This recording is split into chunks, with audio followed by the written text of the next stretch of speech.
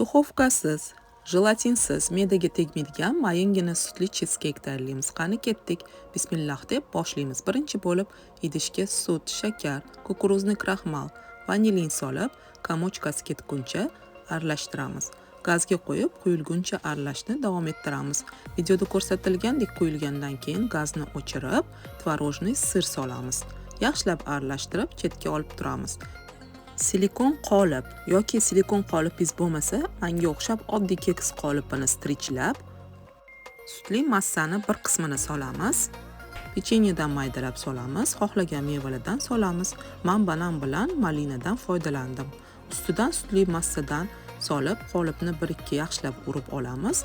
Yanada pechenye maydalab mevalardan solamiz. Ustidan sutli massadan solib, ustini tekislab, xolodilnikka 1 kunga olib qo'yamiz. 1 kundan keyin xolodilnikdan olib, ustini xohishga qarab shokoladli glazur bilan bezatamiz.